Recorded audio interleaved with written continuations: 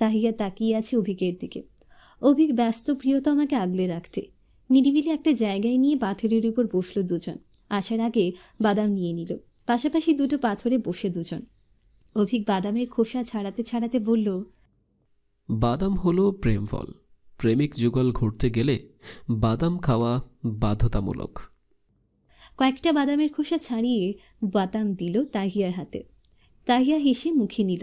মুখের খাওয়া শেষ করে বলল, আপনি প্রেমিক যুগল সম্পর্কে পিএইচডি গবেষণা করছেন, সব জানেন। প্রায় 8 জনের একটা সার্কেল ছিল আমাদের। একমাত্র আমি সিঙ্গেল ছিলাম। বন্ধুদের প্রেম দেখতে দেখতে সব ডিগ্রি নেওয়া শেষ আমার। মজার স্থলে বলল অভিক। বিয়ের ভাবনা আন্টির মনে আগেই ছিল, তখন বলে দিলে আমাদের প্রেমটাও হয়ে যেত। আপনাকে বসে বসে বন্ধুদের প্রেম দেখা লাগতো না। কৌতুকের চেইন টানল তাহিয়াও। অভিক আরেক মুঠো বাদাম তাহিয়ার হাতে তুলে দিয়ে বলল, আমার অভিজ্ঞতা কি বলে জানো? হ্যাঁ, বিয়ের আগের চেয়ে বিয়ের পরের প্রেমে আনন্দ সুখ দুটোই বেশি। স্বাধীনভাবে প্রেম করা যায়। আর বিয়ের আগে বছরের পর বছর প্রেম করলে বিয়ের পরে মজা টজা থাকে না কিছুই। কারণ সব অভিজ্ঞতা আগেই শেষ। মেজরিটি মানুষ যাদের সাথে সুন্দর মুহূর্ত কাটিয়েছে তারা অন্যের জীবন সাথী হয়ে গেছে। আর স্ত্রী থাকলেন সময়ে প্রাক্তনের স্মৃতি আওড়ানো, এটা বেমানান।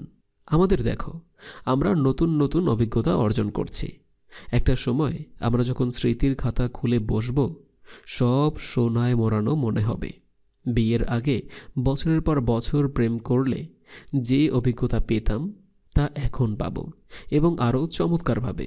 এতে মন সংসার দুটোই ভালো থাকবে। বিয়ের পরের বেনিফিট অনেক।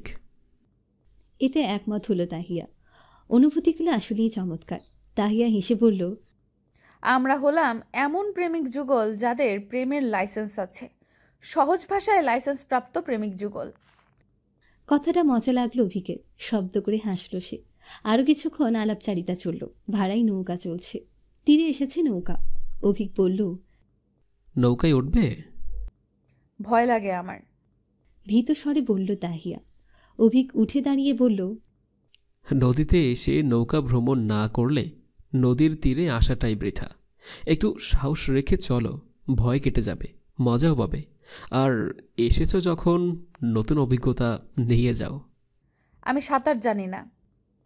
তোমার লাইসেন্স প্রাপ্ত প্রেমিক জানে, সে সামলে নেবে। তো আসো। হাত ধরে উঠালো অভিক। তীরে গিয়ে মাঝি ঠিক করলো। তাহিয়ার অস্বস্তির কথা ভেবে চড়া দামের খালি নৌকা ঠিক করল। নৌকা নড়ছিল এদিক ওদিক। তাহিয়া ভয়ে কাচুমাচু করছিল।